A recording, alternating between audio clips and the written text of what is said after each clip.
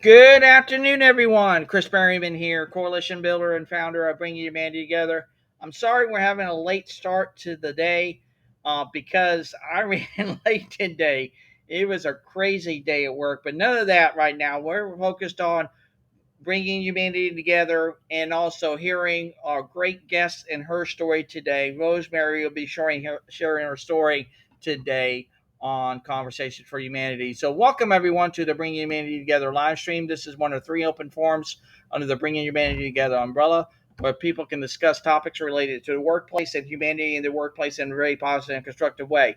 We want to know what the issues are out there that are facing people today because it's our goal, our mission, our passion, our purpose, not only to work with both employers and employees to truly bring humanity back into the workforce, but also we're dead set on creating environments that people will love, not only in those workplaces, but in our very communities. And as always, we'll be going live every Tuesday, Wednesday, and Thursday, all at 3 p.m. Eastern Daylight Time. As a reminder, we always have a 15-minute meet and greet between 2:45 and 3, and we get the call started at 3 p.m. sharp. And also, please invite your friends, your family, your coworkers, even if it's on the live stream, or even share the replay. And you can also use that with a hashtag replay when you share it, or even comment in the comment section. As always, Miss Sandy hosts Sharon Care with Sandy on Tuesday. I host Conversation for Humanity on Wednesday, and Miss Carla hosts Humanity Happy Hour on Thursday. Uh, so we are getting ready to get started, and we are getting ready to rock and roll, and just waiting to get everybody here. So we are live and ready. And here is Rosemary. Hello, Rosemary. Hi, Chris. How are you today? I am doing great today on Wonderful Wednesday. How about you? I'm doing great too. Thank you. I was um I'm on my phone in the end. Something was going on with my computer, so Don't you have to get me worry, on my it's phone. okay. Great to see you today. Well, I just got off work a little late. That's why I called Carla. I said, Carla, put a little note in the live stream or start the live stream because I'm just running a little late. So we're here. We're ready to rock and roll this thing and getting ready to share your story of your mission, passion, and purpose. And the great story that you shared with me on Clubhouse a couple of weeks ago just really inspired me for you to be here today. And I just can't wait for you to share your story with the world. And it's going to be a great story. And I truly believe it's going to really impact and uplift people wherever they are. And I truly believe that. Thanks, Chris, so much. And I'm so happy that I met you. You're such a wonderful person. And yes, I would be honored to share my story on your platform. Did you end up having a happy Easter? I did. I did.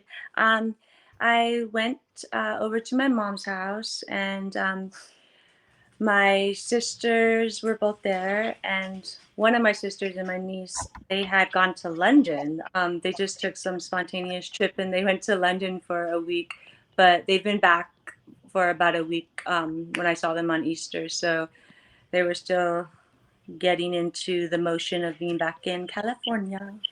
But it was great seeing them and everybody. Hi, Carla. Hey, Rosemary, how are you? I'm just fine. That was my dog. Bless you. What kind of um, dog do you have? I have a pug terrier mix. Oh, okay.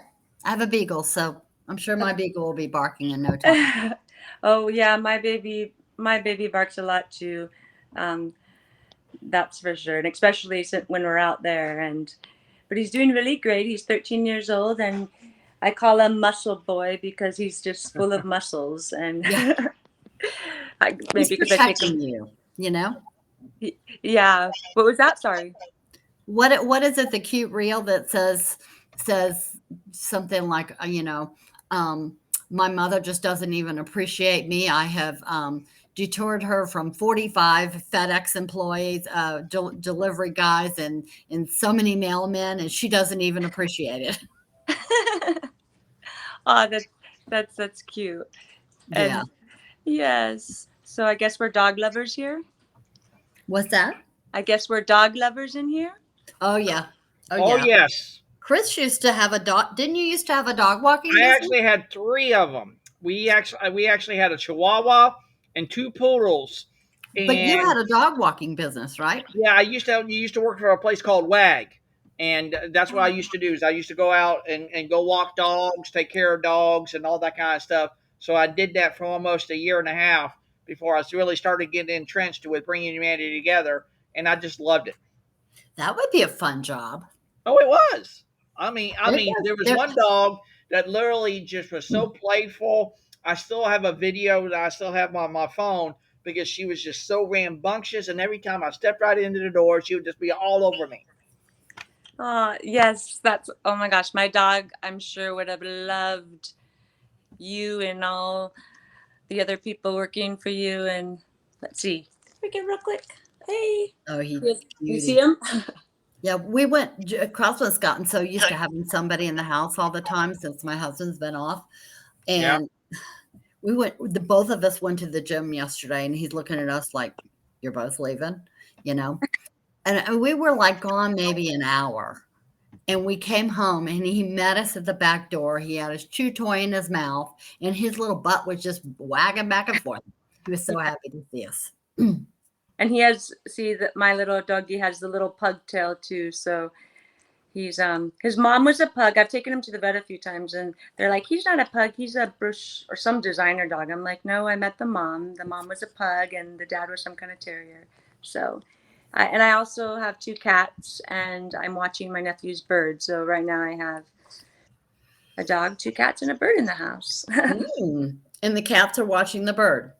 No, No? definitely not. You know, Nice, nice, nice. So let's get this great story to be shared with the world, Rosemary. And first, I got to preface this.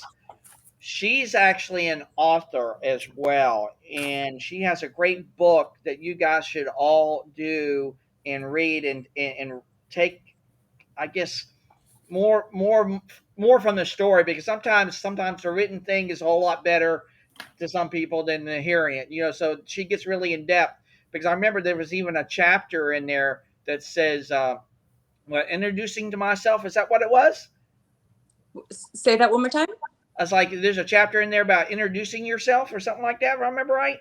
Oh, well, yes, because it's the middle of the story. It's called Rosemary Reunites with Rosemary, and Yeah, that's, that's what it was. Yeah, yeah.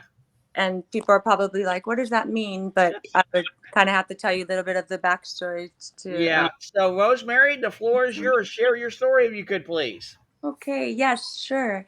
So my name is Rosemary Beatriz Montoya, and I'm honored to have my grandma's middle name. And so I use it. And my book is called San Gabriel Valley Girl, Fighting to Be Me Again. And I'm 38 years old.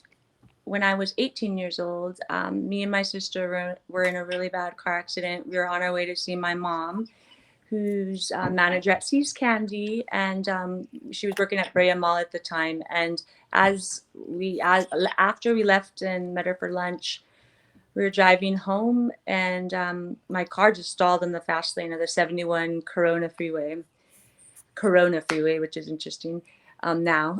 But and the sun had just set, and me and my sister were just really scared, and we were wondering what we should do.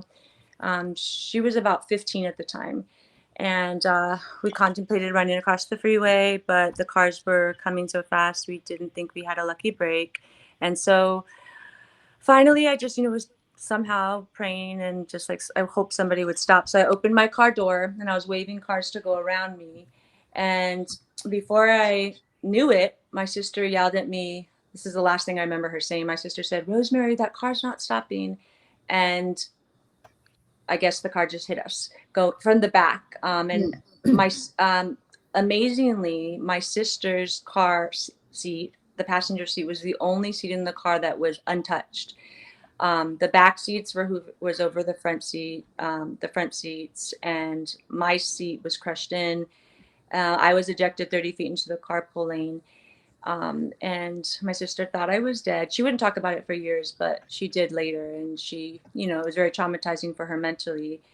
But she luckily didn't have any other physical injuries except from whiplash. And then so I don't remember anything until 3 days later. I remember a doctor telling me, "Can you move your eyes and can you move your fingers?" And I remember just it being very hard. I couldn't open them yet, and I couldn't move my fingers barely. And it was about a couple of days of that, and him saying, "It's okay, you've done enough for today." And I remember this beautiful voice, and it was by him each time. And then later, I found out that that voice was my mom's voice. And but when I was coming out, I just remember like that beautiful voice, and it was my mom. And so, anyways, when I woke up, I had the mindset of like a 5-year-old little girl. And then I just, for the next 10 years or so, I just had lived through many different stages mentally. And I had to endure a lot of just, I had a traumatic brain injury. And I just had to, the doctor had said it was like an earthquake in my brain. When my brain hit the pavement, it was like, I guess, like an earthquake. All the cells got mixed around, and it takes about 10 to 12 years for someone to heal with that, to the capacity to know what they're left with. And so I always just kept that in my heart and my faith. And so many times, I hated myself, and I just hated everything about me, the way I thought, the way I looked. I had many surgeries. I had 2 surgeries in my right knee, and I died in one of my surgeries for 2 minutes. And that's a whole nother story, but that's in my book. And just had to relive life again. And I always say that like my mom had to raise me again. I was just about to go to college, but instead my mommy had to raise me again. So I rebuilt myself and my life again. And during the process, it was really hard, and it's all in my book. But the good news is fast forward 20 years, here I am today, and I don't regret anything that's ever happened to me, because I wouldn't be half the person, half as loving, half as wise, half as empathetic, psychic, intuitive, so many great things that I have now, that is all contributed to my life experience and that tragic yet fortunate day, I say. So that's the gist of it. So the Well, only injury you had was a head injury in your knee? Sorry, I'm getting texts from my sisters. I'm like popping those up. Um, so I had a traumatic brain injury, and then I had bit my lip off, my bottom lip. Oh, So I guess I bit it off, and then I lost a front tooth. I lost my right front tooth. I bit my bottom lip off, but it was like they were able to sew it back on, and eventually it healed to what it is now. And I had 3 different surgeries to get a new tooth. And I remember the first one was the worst, because after they had to do a bone graft surgery, and that was like a big chickmunk for like a couple months. And about a year later, I had a new tooth after many different surgeries. And then what my sister had said that like it looked like she said my leg was behind my head. And I guess what that was when I was in the coma, they gave me my first surgery, which was my PCL ligament was reconstructed. And then I learned to walk again and everything. And then after I had learned to walk again, I had a really profound limp, like really, really profound limp. And I was really skinny too, because I had lost so much weight from the accident. I went down to like 80 pounds. And wow. yeah. And because when they had fed me through the ventilator, and I was in the hospital for like a month and a How half. big were you to begin with? You're not that big. Yeah, I was always a thin girl. I was probably, before the accident, I was probably about 112 pounds. And how much did you lose?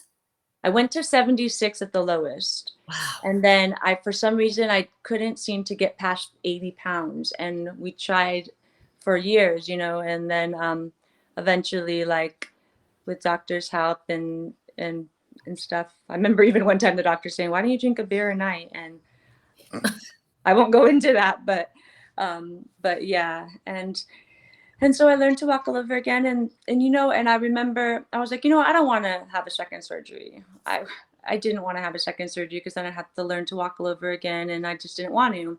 But what made me have it is I was walking my dog at the time, Gizmo, to the store, and I was like limping, and I was walking back, and I remember these like young kids like, learn how to walk, you stupid skinny bitch.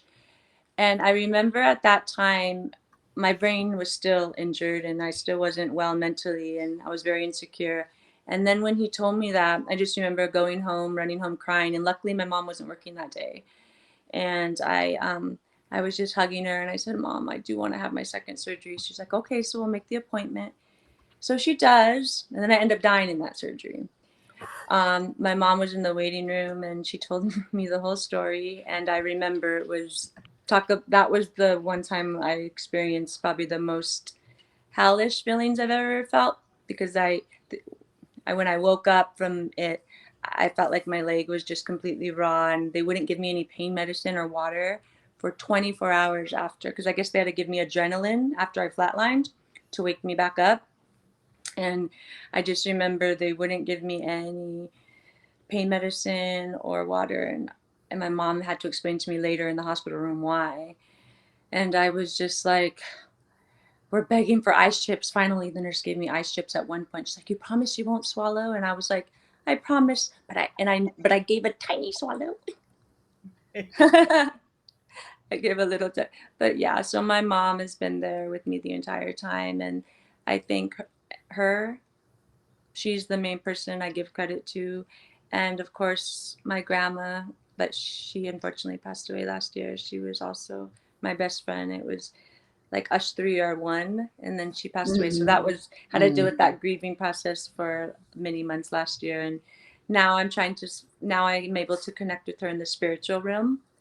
I'm very in touch with past ones and the spiritual realm, which I'm very grateful for. Mm-hmm. And your sister was okay? Amazingly, my sister physically was okay. But she did have really bad whiplash because the car that hit us went 60 miles. That's what the report said. So he went 60 miles when he hit the back of my car. So my sister had really bad whiplash. Oh, so she And was in the car. she was in the car. She had her seatbelt on, and she actually told me that she told me to put my seatbelt on. She said, Rosemary, that car's not stopping. Rosemary, that car's not stopping. Put your seatbelt on. I just remember my sister. My last memory is Rosemary, that car's not stopping. Later, she told me that I just froze. So when the car had hit the back of our car, my left, I guess part of my body was out of the car already because I was like waving cars to go around me. So I guess my reflex only had time to sit down, and that's why I was ejected. Which is, in the end, it ended up being a good thing because my car now, I still of course have pictures, I have the police reports, I have everything. My car now, if you look at it, like my seat's practically over the steering wheel. So I think about it, and maybe I wouldn't have survived if I would have had my Yeah. seatbelt, Mm-hmm. or it would have been a totally different type of injury. I would have been crushed. So that was just the way. I always say I was in the universe's cosmic hands. Well, I must ask, what ended up happening with the driver that hit you and rear-ended you at 60 miles an hour? What happened with that driver? That driver. Oh, at the time he was 72 at the time. I remember that, and I remember having a deposition where, I still like I had this, this weird little mind, and I couldn't comprehend things really, and I was pretty. But I remember meeting him once in my deposition, and he was telling me he saw me and he gave me a hug, and he's like, I'm sorry. And then I'm like, no, it's okay, don't worry. And I remember like the lawyers and everything were pushing me away. They're like, don't talk to him. But I remember I always had empathy for him and his heart, even during those times, because I felt so bad for him. And but he was found to be at fault. They had to do a lot of investigating to make sure there was gas in my car. There was, and that it wasn't anything on my end. And What, and that you had run out of gas and that's yeah, why you stalled? Yeah. they wanted to make sure that I had gas in my car, because if I didn't, they could have, I guess, find me at fault or something. And Yeah. And so they found out like everything was correct on my end. It was just a malfunction of a car. A guy that I was dating had given me a car that I had only had it for 2 weeks, and obviously it wasn't a good car. And I love teaching people about intuition and everything now that I know today, because if I would have been taught intuition in school, I would have never been in that car accident, because now that I know about listening to your inner voice and what it means, I'm like, oh my gosh, that voice was so loud. That voice would always tell me, I don't want this car. Don't drive this car. Even my sister later told me she would feel this. She felt the same way about that car. But I didn't know about trusting that inner voice and that it meant something. I kind of just, and people would say, "Oh, you're lucky you got a free car." It was an old Honda Prelude. So I was like, okay, so I guess I just have to be lucky and feel grateful. But that's why I teach my nieces and nephews about intuition and God. That's why it's so important that if there's a way we can get kids to learn about their sixth sense. We don't have five senses, let's get real. We have six. And the fact that they don't teach us about the sixth sense, which is the most important sense, the intuition, that feeling, that knowing. And if you follow it and you just, now that I know about it, my life is just, oh my God, like I wouldn't be able to live without that inner voice, that intuition. Well, a lot of people hear that inner voice and they're going, that doesn't make any sense. Why would I do that? Hmm. But it's not until you've experienced things like you've experienced that you go back and say, that inner voice was something I should listen to, and not only listen to it, but also realize that there's a plan behind that. Why Hmm. does it happen the way that it does? Hmm. You know? Yeah, I feel like now I think of the inner voice as your soul talking to you. That soul that never dies, the soul Mhm. that's been here before we were born, the soul that will be here after we leave this earth. I've come to my spiritual understanding and my communication with people that have passed on, and they do come to me sometimes in dreams or even in real life, or through signs. And sometimes I don't know, I can't explain it really, but my connection with that other side is so prominent. And i I can't, I don't have, I just know what I feel. And then learning about energy work, I love teaching people about energy work, and because I've been doing that over the past couple years, and that again is just amazing. I think about how science and spirituality is mixed, and but science still, I don't, and the medical industry, they're wonderful, but there's still I could say it right now, which I try to teach people, because the core root is the vibration. And that's what is missing. I feel with all my heart and soul that the missing link in the science and medical industry Mhm. is vibration. And that's why they're always trying to find what is this, and they treat the symptoms and not the root cure. And what I mean by that is, well, think about it, like science does say, and we know this, everything is energy. Thoughts are energy, emotions are energy. Energy flows where energy goes. Focus on the good and the good gets better, and focus on the bad and the bad gets worse.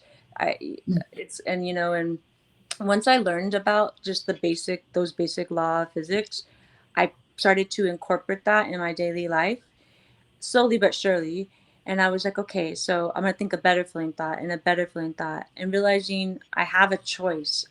During the brain injury days, I didn't have a choice, but when I did gain control of my mind back, I did have a choice. And I would just force myself, honestly, for like a month, to just think a better feeling thought and focus more on what could go right rather than what could go wrong. And I just I was just playing this energy game and seeing how far it it would work. If these are factual things and our thoughts and emotions are energy, if I can make myself feel better somehow, even if I'm not feeling good, and I could think of a better feeling thought, then it would only make logical sense that my body would react to that. And somehow Mhm. the mind body connection would somehow And I Well, proved to myself that to be true. it's not sitting in that pity party going, "Okay, my life is never gonna be better." It's Hmm. every day saying, "Okay, today I'm not where I wanna be, but I'm one step closer than I was yesterday, Hmm. and I'm making it the best of with what I have. Tomorrow is going to be another day, and the day after that, you say, tomorrow is gonna be another day." You have a choice as Hmm. to whether you wanna sit in that hole or you wanna climb out of it. Hmm. Yes. And that's everything. That is like life or death. That's getting sick or getting well. That's getting more sick or getting more well, or that's staying in optimal health. And then, yeah, and I proved all of that to myself. And I love teaching people that. And the people that do want to say, you know what, I'm ready and I'm going to take your advice and listen, they find it to be true as well. And meditation, I only meditate for 20 minutes a day, maybe 15 minutes sometimes. I just am still, our thoughts are going crazy. So like, but finally, if I could reach just a minute, if I can just reach a couple minutes or just a minute of no thought, it's crazy. The whole rest of my day is completely different than if I just wouldn't have took those few minutes to meditate. It's almost like like my emotional intelligence and my whole outlook on life is just different just from that little time of meditating and making myself do it. And I guess it's because, and there's science behind meditation too. I guess it's because of that releasing of resistance consciously. We're sleeping, we're releasing resistance, but we're unconscious at the time. There's some power in when you consciously do it. Mhm. Yeah, just appreciating and just like I have bad days too, and I have negative thoughts still, like everyone else. We're human. We're gonna Right. have those days. But what I've learned is when we have those negative thoughts or we have those bad days or those unexpected experiences that happen, besides the death thing, that's a whole nother level. When someone passes away, you need time to grieve. But Mhm. and I took, everyone deals with grief differently, and then on top of that, my uncle, my favorite uncle passed away a month after my grandma. So it was a hard year last year with grief. And but besides that, um, but just besides the grief process, in just in everyday life, when a negative thing happens or someone doesn't treat you right or makes you feel angry or sad, you take it for what it's worth at that moment. But I learned that the key is to teach yourself how to not stay there long so you don't build a momentum of negativity on that. Mhm. Because I also realized about with the law of energy and that we're talking about, it's all about momentum. So if you think of a better feeling thought, you think of a better feeling thought, you have your positive mantras or sayings. Like sometimes if I'm having like a negative, like not breakdown, but just a thought that's really bothering me and it won't go away, I'll just say to myself over and over again, things are always working out for me. Everything's going to be okay. Mhm. This too shall pass. I'll just say that repetitively over maybe like 20 to 30 times, as long as I feel, but focus on that. And then Mhm. it gets me out of that rather than falling down. It like gives me that leverage where I'm climbing up on the positive momentum scale. So I find that to be very powerful as well.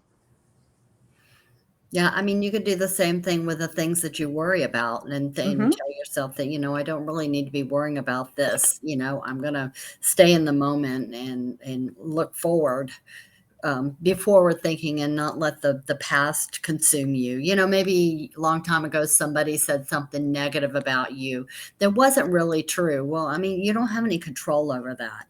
You Hmm. have control over how you react to it, and you can sit and say, they said it, and I know the truth, and I'm not going to let that affect me, and just turn it Yes. around and say, um, I'm not that person that they said they were, whatever it was, the characteristic that they used, and And surround I like yourself that. with the I like important that people. quote. That quote by Eleanor Roosevelt that you were talking about right now. I like. No one can make you feel inferior without your consent. Hmm. So I true. like that. and It's but it's so easy to it's take so it and be easier done hurt too, though. by it. Yeah. But then and there's nothing wrong with saying, "I'm just not gonna go there. I Mm-hmm. know who I am, and I know," Mm-hmm. it's if you think of the hundreds of people that you know, and there's just this one person that thinks that you're rude or you're ugly or whatever, or Screw them. they might think you're a snob Yeah. or might be a know-it-all, Mm-hmm. and it's like, look, they don't even know me, you know? They Yeah. maybe What? spent Yes. 15 minutes with me, and they have no idea of who I am or what I stand for. And Mm-hmm. look at all these other 99 people that love me for who I am. Mm-hmm. Mm-hmm. And yes, and what are they?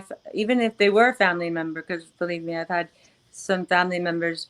I have my close family members, but sometimes there are those family members who are toxic and not good, and they're only making your life worse too. So we had to do, we have, yeah. So, but it doesn't matter even if they are family or if they're just someone off the street that you don't even know. It's like, who are you? What? You're not in my life. This is my life. You know, Mhm. yeah, screw what you have to say. You don't matter. If you're Yeah. gonna, why am I gonna let you matter if you're making me feel bad?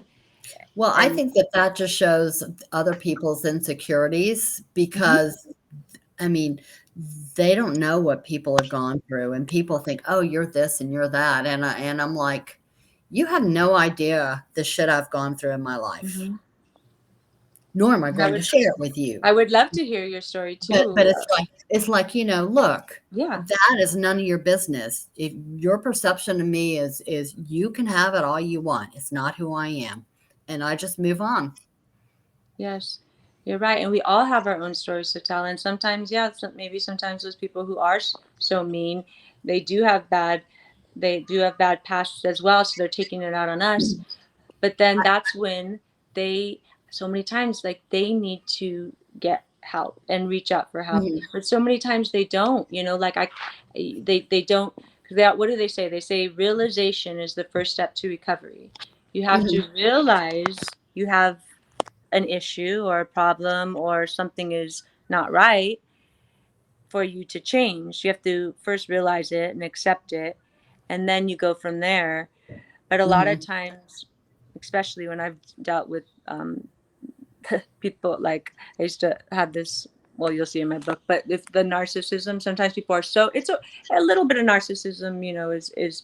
But when people are very narcissistic to the point where it becomes a disorder, um, then like it seems like there's no getting through to them. They just I had it's in my mhm, book too because I had a boyfriend that I talk about like when I was with my brain injury about a boyfriend I had that later I realized, oh God, but he ended up helping me in the end because I had to fight so much for my right.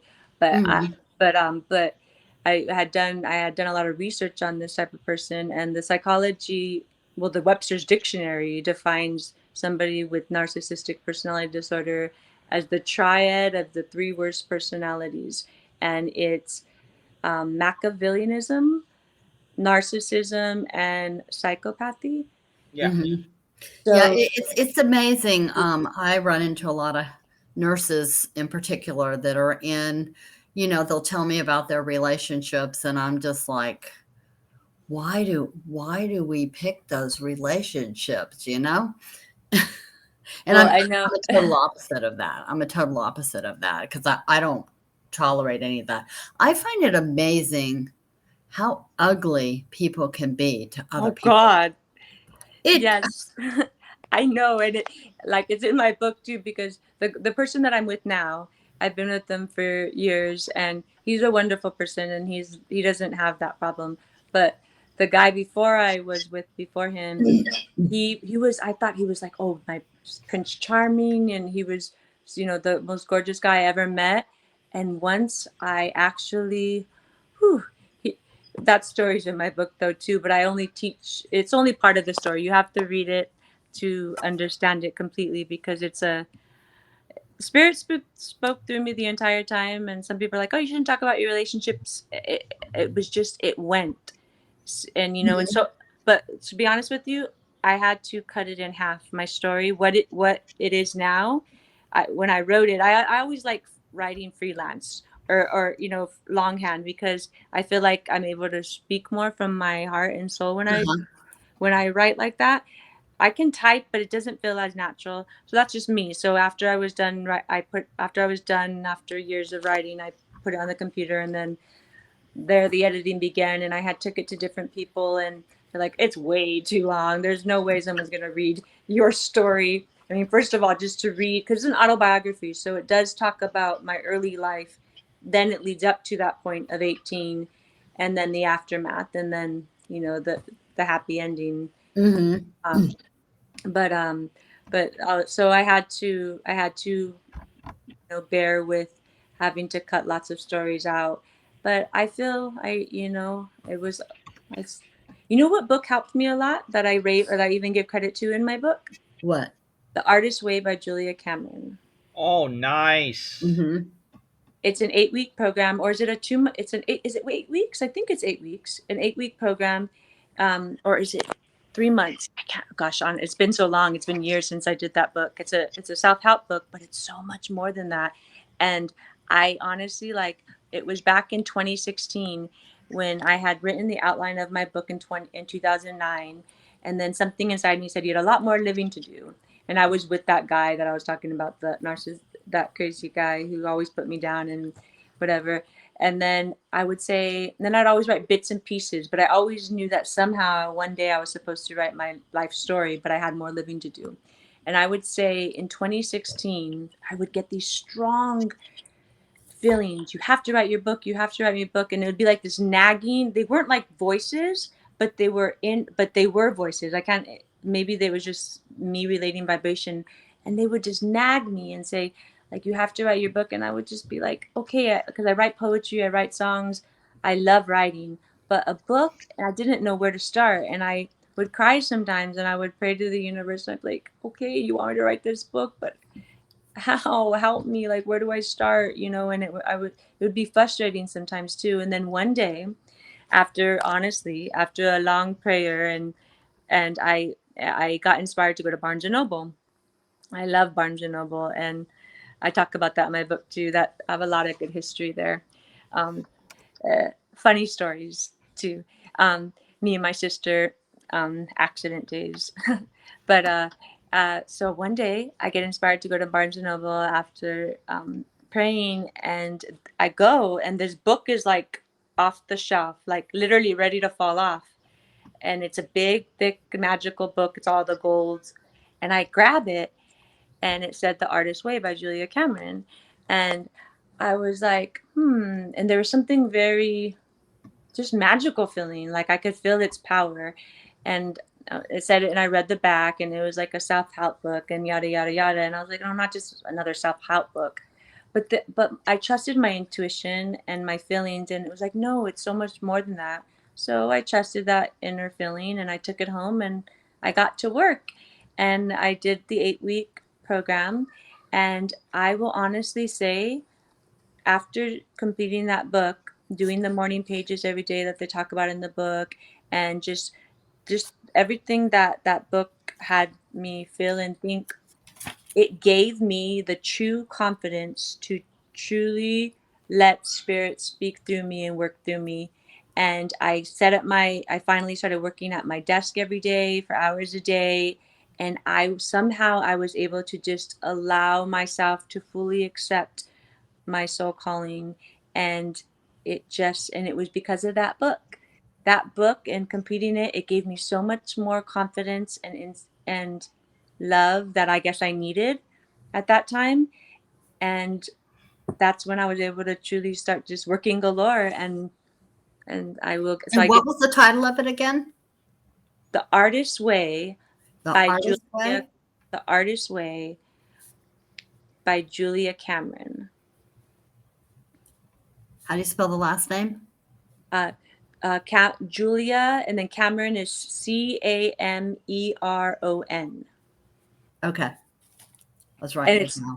and it's funny. Later, I realized. After I completed the book, I found out she used to be married to Martin Scorsese, and they Oh, have a dog. really? They have a kid together, and I was like, Oh, and then she was even talking about yeah, I think she mentions one time before Steven Spielberg became famous, before his first hit in the book, she did mention how she was dating Martin and Scorsese, and how she remembers being in a hotel with him and Steven Spielberg, and he was talking about that, whatever that first movie is that made him like really famous, and like she was like, oh yeah, that'll be good. But yeah, so it was interesting. I didn't know that in the beginning, but yeah, and she still gives seminars, and I guess the whole point of her making the book was that she was giving so many seminars, and her teachings, and everyone was loving her so much, she realized she didn't have enough of her to go around, so she wrote the book about it. Hmm. So, you know, they say that there's a book in everyone. Did you just like start writing about different experiences along the way? And Well, yeah, because the truth is, is like ever since I have a lot of, I have a lot of stories that are very compelling and interesting. I've had a crazy life, but we've all had crazy lives, every single one of us. So it's not like I'm saying mine is more crazier or more than Mhm.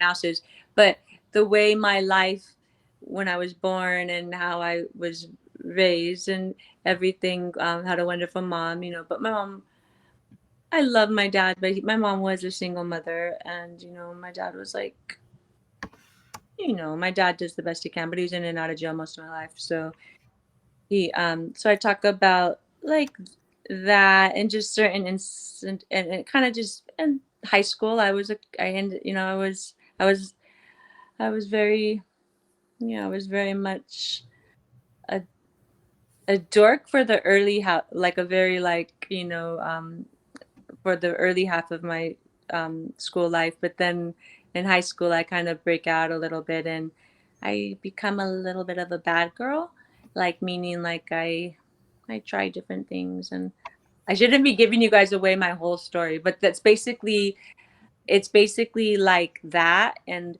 then the accident. It kind of like it's I kind of like I feel like it's all compelling, and Spirit felt it was too. So I just I So just I have to ask, and I have it right now on the screen right now.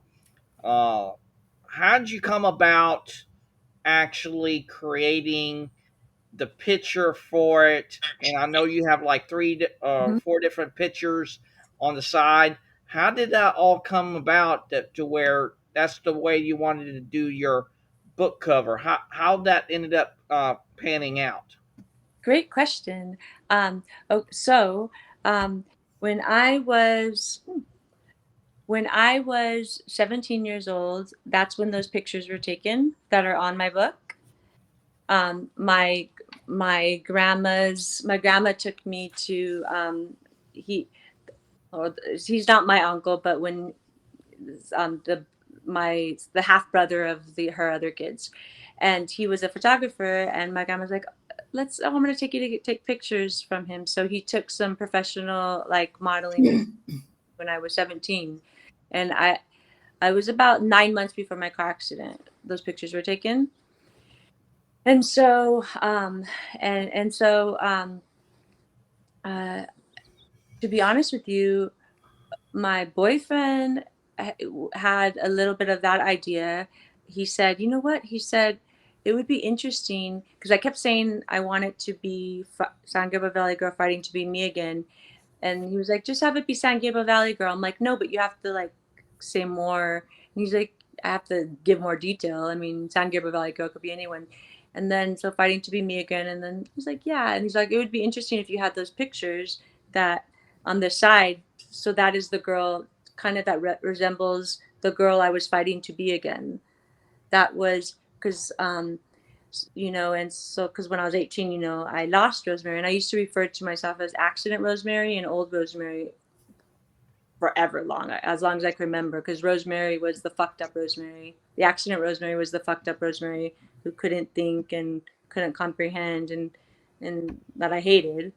And then old Rosemary was the girl in the picture, and the girl that was normal and was non-accident Rosemary, was non-fucked up Rosemary. So that's where, so that's how the pictures got there. And then I had the idea of the broken pavement and like freeways and just a map.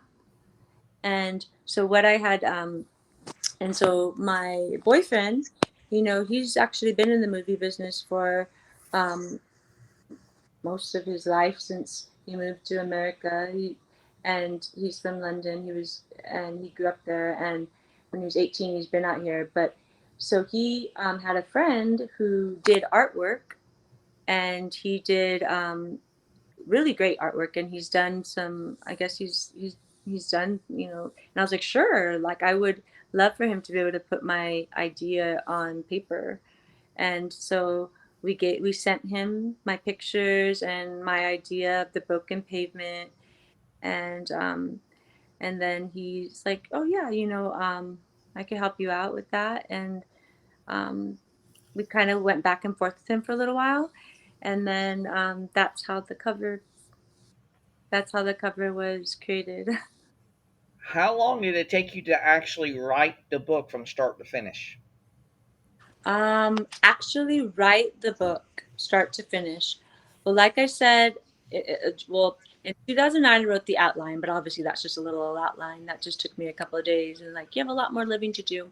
Then I would write like bits and pieces for a couple of years. I would say after the I would write part of the book, but I was having those problems. So after the artist's way, reading the artist's way, that's when I could say that I truly started working on it for like 8 hours a day, when I allowed spirit to just work through me. So so adding up everything that I had wrote in the years prior, and then just actually, so having the outline and some parts of the book, just I would say 2016 to, I guess 2016 to 2020, or 20, maybe 20, like just every day. That was just everything I was doing all day, every day. It was just writing, writing, writing, writing, writing, writing. I lived and I breathed writing, and just writing my book and writing my book. And then, so I guess 2016 to like 20, like early 2020, writing, no, 2019, because I, like 2019. And then I went to some different people, and I was writing to different people. I had a publishing book, and like a and then a few people like it's way too long. So then I just cut out stories, because I was like, I have this time is going by too fast, and especially when the pandemic hit. And I was like, I just want to get my story out there already. And I wanted to be, my dream was to be like Simon and Schuster, or having like a traditional publisher publish me.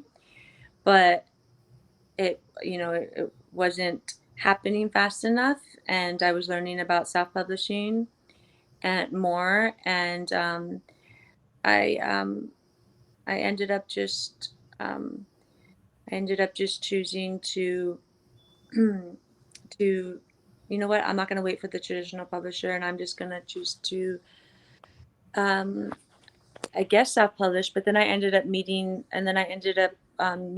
this wonderful man, whose name is Gordon. And he was from where my book is published right now, where and he was really nice, and he helped me in guiding me a little bit more about, you need to cut this down, you need a little more editing, because I had edited my book probably like or at least 100 times before I brought it to him. and Wow. and he helped me with final like um the final the final completion, like of getting, so I hired for their services. So it was a self-publishing and a hybrid traditional publishing company.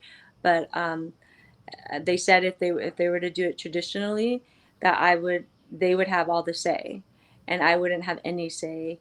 And although I wanted help, and I'm willing and I'm open for help, I don't want someone to have all the say. And you know I would like to be able to get the most of the royalties from my book if I can. So, but he did help me though, in a lot of ways, and so um, he helped.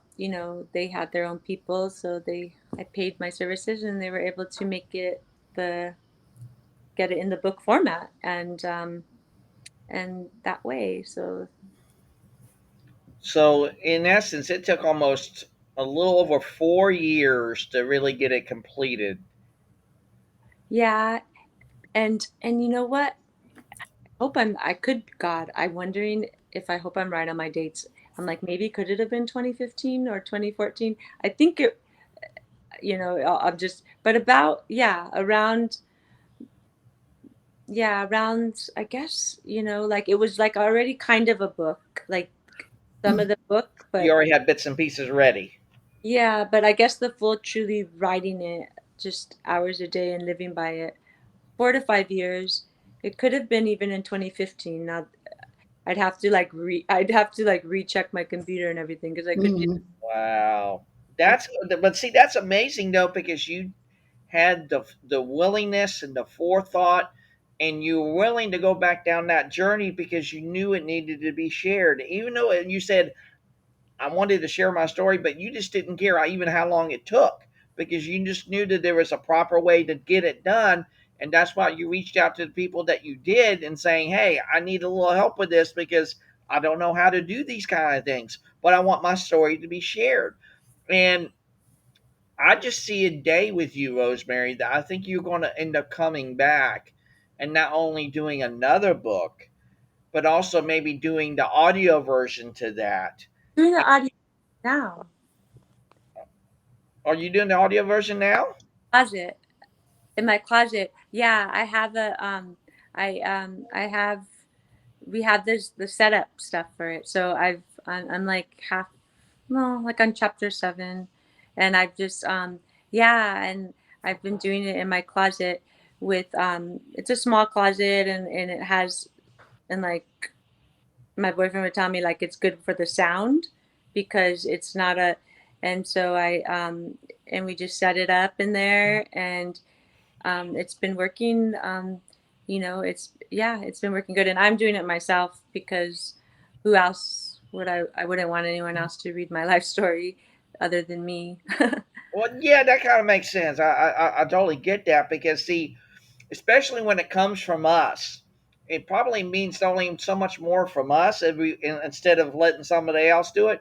But I believe when we truly channel all those things that come back to that place that we went through, whether to be a car accident, whether to be in a hospital, or whatever that may have been for us in that event, Hmm. we can get back to those very feelings and kind of really state of being and say, this is what it was like for me at that given moment in time. And it literally takes you back in time to such a degree, you just go with it and you flow it to the world and say, this is who I was at that time. And I truly believe once people hear that, they will not only resonate with it and they're going to say, oh my word, I'm literally there with Rosemary at that time, and that's truly Mhm. beautiful.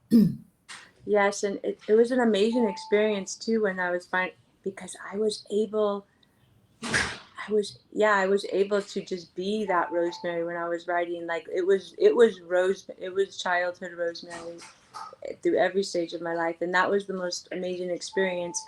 And it was wonderful and amazing and magical, but there were certain times that were really hard, and especially when editing my book and keep rereading. I can't tell you how many times I read my book, like not the final version but before the final version. Oh my god, having to keep reading and editing over and over those, some of the horrible experiences. There, yeah, there are lots of tears, lots of hard, deep aches, and it was like very, whoa. And so that's why too, when I had I always imagine it would, if I imagined like if this being a movie or something, like it would all, I've been, you know told by the people that's read it so far that, and it's that they could see it as a movie, and the people that I've helped so far with the book, even though I haven't been able to get my book reached out to so many people, that when they tell me how much it's helped them, and like that was always my intention, and knowing that when I was writing it, that just makes me, just those few people, like people that I don't know, like make it just feels like amazing, and just like I finally am starting to live my life purpose, and I did what I knew I had to do. And yeah, and it's but yeah, there were a lot of, some of it was really hard, really hard. but like but I would, because I did, and then having to read every time I reread the chapter and then edit it more, I'm like, oh God, not this experience again. But it didn't, but I had to push through that because it's the reason I'm alive, period. Like, why am I alive if it wasn't for this book? That's how I've always felt. And even when people didn't understand why I had to write it, why are you writing this? I I couldn't explain anything other than I just have to. That's that's why I'm. Well, it goes back to what we were talking about yesterday on sharing care with Sandy. Is I've been told on whether to be on Clubhouse or when I get on meet and greet calls, it's like people ask me, "What do you do?" And it's like it's not what I do; it's who I am. And I believe once people know who you are, everything will really start resonating with people because not only does that go to your why, that goes to your passion, your purpose, your mission. And it's like what Carla and I have discussed before. Life doesn't happen to you, life happens for you. Mm-hmm. Mm-hmm. Definitely, and and if we could just be so gracious, and to be able to learn from the bad experiences in our life. I mean, like Carla has hers that I don't know about. Chris, you have yours that I don't know about. I'm telling my story right now, but every person has their own story, and the things that have maybe negatively affected them today or positively affected them today. But wherever, the cool thing is no matter what we've been through in our lives, we can change for the better. And I even say it in my book too, change is inevitable. So why not change for the better? Exactly. So, what Exactly. does the future look like for you? Future looks like for me is doing my best to live in these here and now moments as happily as I can. Although again, I'm only human as we all are, so we're gonna have those sometimes. We're gonna still have other emotions, but just living in my here and now moments, being as grateful as I can, and when negative things come into play, um, just not taking offense to them and just taking it as a lesson learned, and be grateful even for the negative things because I'm able to experience them and learn from them, and I'm alive and I get to breathe, and I get to talk to you guys, um, and so and teaching. I love teaching. I love helping others, and I know so many people are in a place of so much darkness and so much turmoil where some people do take their own lives, and I talk about in my book about what I used to do to myself on when I want to try to take my own life, because I've been there. I know what it feels like to feel so dark and disgusting where you just want to Mhm. die. And now that I've been able to, I'm just not there anymore. I'm not that person anymore. But I love helping people who are going through dark times understand that I know it feels like there's no light at the end of the tunnel right now, but I promise you, there you can light a match. There is, this too shall pass. They don't last forever. And I think of all the people that I have known, that have, a few people, that friends of the family that have taken their life. It's I just feel like if I could have, I'm not saying I could have made them not do it, but I know that I could have made them second guess it. And so helping people who are in dark places, helping them find a way out slowly but surely. It's not going to happen overnight. My brain injury didn't go away overnight. It was a long process. But now I feel like part of my life purpose is helping others, teaching others the laws of the mind, and you know the basic laws that I taught you guys, or telling you guys about, like about energy and frequencies, and there even is a vibrational scale that people can look up online so they can understand, like, your goal is just to feel your goal in life, my goal in life, and I guess people's goal in life should always be to try to feel better more of the time. Not, you know what I mean? That's kind of where I am right now. So my future is just to try to feel better more of the time, as much more of the time as possible, and just help people, love people, spread love and light, and just yeah. I'm besides my audiobook, my second book I've been working on. It's a poetry essay book because I'm a poet. I've always been a poet, and since I was a little girl, I just always wrote. And so I'm getting that together, and just my best poems and essays, and making a collection of that. And and that's going to be my second book. Oh, that is When's that coming out? fantastic. Well, most of I want to say this year, but then I might be jumping the gun because I want to find somebody, someone to illustrate and draw. Um, my niece is a wonderful artist, and she draws beautifully. She said she would love to do it, but I know we'll see. But I would love for somebody to do artwork to each poem. So, and then most, like, I would say 80% of the book is done, if you think about, because I've already written the poems, and I've already written the essays, and I've edited them as well. Some of them didn't need to be, but some of them did. But now it's the stages putting it in a book format, and maybe if I write more, and finding somebody, an artist who can draw the pictures for me. So Well, maybe that next. is truly amazing, and Rosemary, I'm so humbled and honored that we had that time originally on Clubhouse to speak to one another, and that's how our friendship grew. It's because of Clubhouse, and that's why I wanted you to be a part of what we're doing here, Mhm. and being a part of that great and growing community. Because I just knew your story not only needed to be heard, not only does stories matter, sometimes stories will stick. And sometimes it might be that one person that might hear that story from you today that says, hey, I need to reach out and talk to Rosemary or buy her a book and go from there. And if we can do that, I think that would be a blessing and a gift to the world.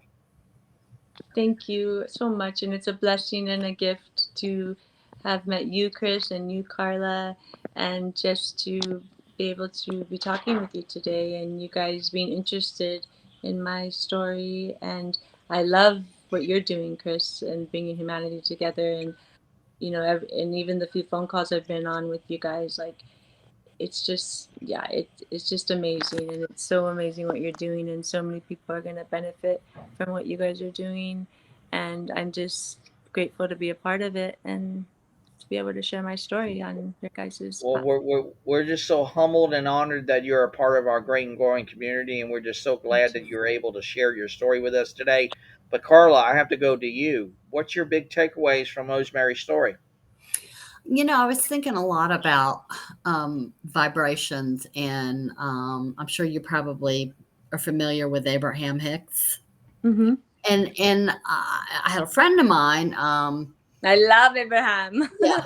Well, my friends Rob and Kim that got me into the company I'm with, and they were talking about it, and it was probably a couple of years ago. I was out in the yard, and I'm thinking, what's this vibration thing, And I'm just thinking, this is a little too woo woo for me. But then I kept hearing it and hearing it and hearing it, and I started to think about how and realize you do have control over what your day is going to look like. You know, shit happens, you know, but you can make the best of it or you can sit in it, you know. you can have a down day and go, okay, well, maybe I just need to take the day off or whatever. I need a reset day or whatever. And Mhm. you have control over that, and you have control over your vibration. And I started to realize that there was so much truth in that, and that whatever your vibration is, those are the kind of people that you're going to hang around, and the kind of people that you're going to attract into your life. And I have Mhm. just met, just in knowing that, meeting so many different people that have, changed my life. I wouldn't say that probably 10 years ago I would be sitting right here talking to so many different interesting people such as yourself, and even being open to it.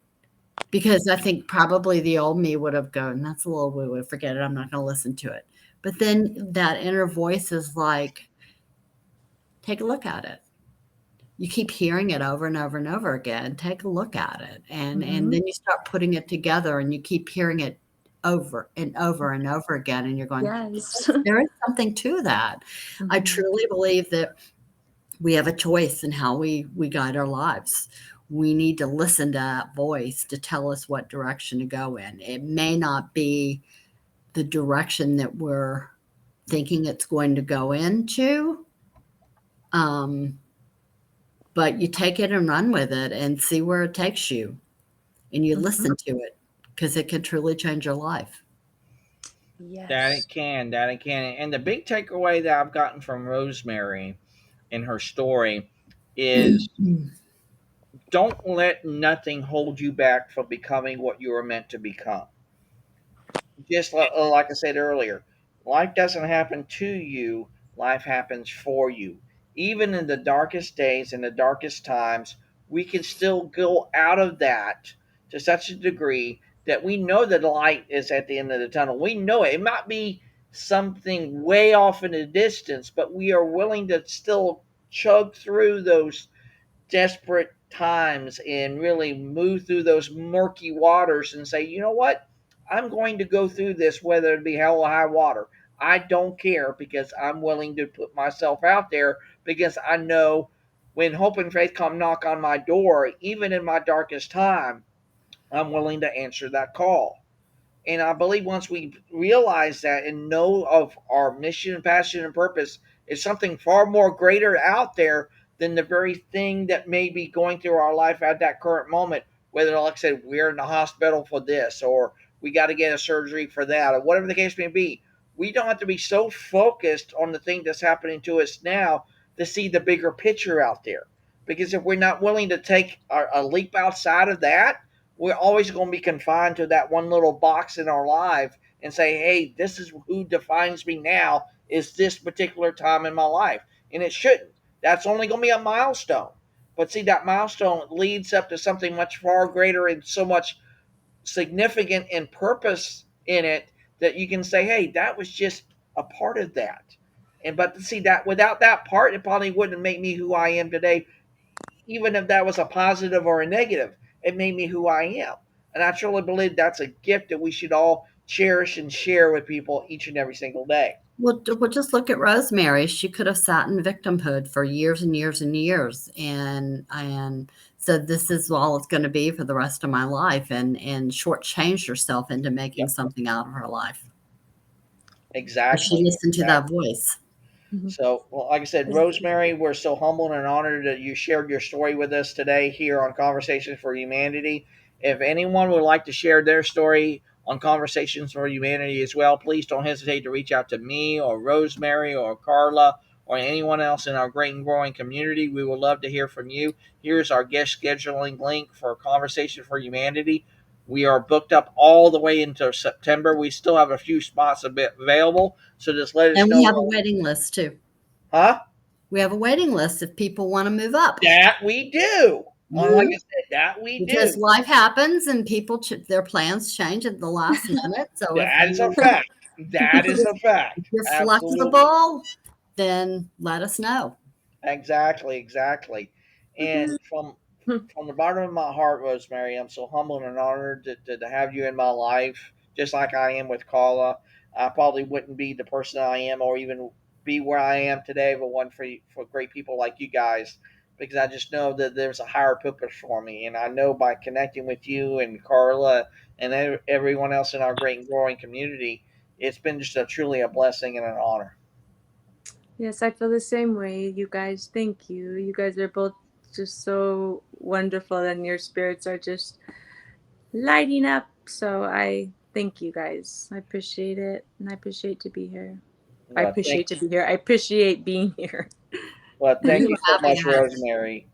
Yeah, we greatly appreciate you. And from all of us here at Bringing Humanity Together, have a great and wonderful Wednesday. Make it your day. Remember this: the very act of giving is in the very act of receiving. So take solace in that. And like I said, meet people where they are and take them for who they are. So we'll see you tomorrow for Humanity Happy Hour. So, should I ask, what's on tap for tomorrow, Miss Carla? You make it sound like we're going to a bar. No, I'm like, No, no, it's not to a bar. It's only happy hour. I mean, Many come on. happy hour. What's on tap? It's always a surprise. It's always a yep. I That you do. or You do Bud Light. surprise us. That you do, and you do that very well. So, from all of us here at Bringing Humanity Together, have a great day. Make it your day, and we'll see you tomorrow for Humanity Happy Hour. Have a great day. Bye. Bye. Bye.